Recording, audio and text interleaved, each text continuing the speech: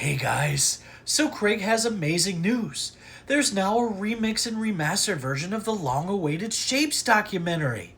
That's right, it features never-before-seen footage, including Craig performing at Woodstock '99, and a snippet of a Shapes song that topped the charts back then.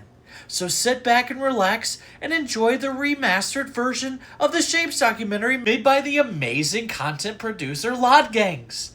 Okay, Craig loves you. Bye!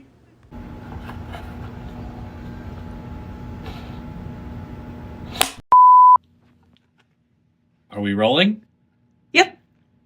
Shapes, man. There's squares and circles and octagons, and even rhombuses and hexagons. But the best shape of all is the triangle, 'cause the triangle has three sides, and the triangle has three corners, and the triangle has a perfect angle.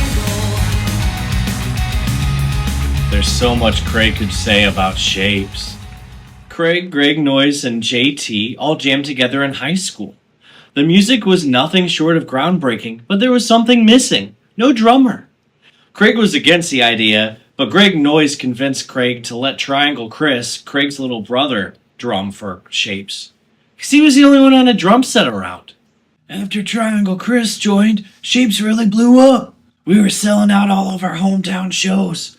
Next thing you know, Island Records signed us, and our first album went to #1 and triple platinum. Oh yeah, I always knew Shapes was going to be big. That's why I've always been there for Craig. Whether it's fixing his guitars, or his toilets, or supporting him emotionally, I've always been Craig's right-hand man.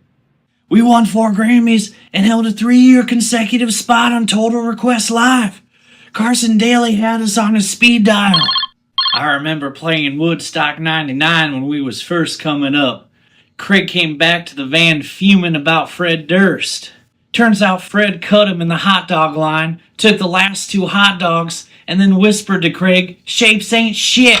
That started Shapes, but mostly Craig's 7-year beef with Fred Durst.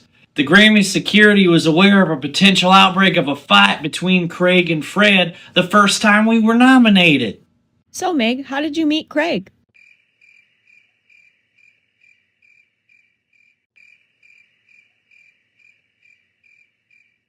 Are you just gonna sit there? What is this? You don't talk? Are you gonna talk at all? What the fuck is going on? Okay, we gotta cut this. Oh yeah, I was a big fan of Shapes back in the day. In fact, in 2004, I got rammed into Portage-on at one of their concerts. Those were the days. But once I moved in that piece of shit Craig's house and found out he was in the band, I got rid of all my records. I burned my shirts. It really tainted my Portage-on Bang memory. Hey, Peacock! Who is that filming you? Ah, shit, I gotta go. Pinion! Things were going amazing and Shapes was on top of the world. And that's when Triangle Chris fucked everything up! Chris's heart just wasn't in it. It never really was, but Chris didn't want to stop the momentum we had going. At a certain point though, Chris knew this wasn't what Chris wanted to do with Chris's life. Chris always saw Chris's self as a doctor or a lawyer. So Chris enrolled in Harvard Law School and decided to focus on Chris's self for once. Chris destroyed Craig's fucking life.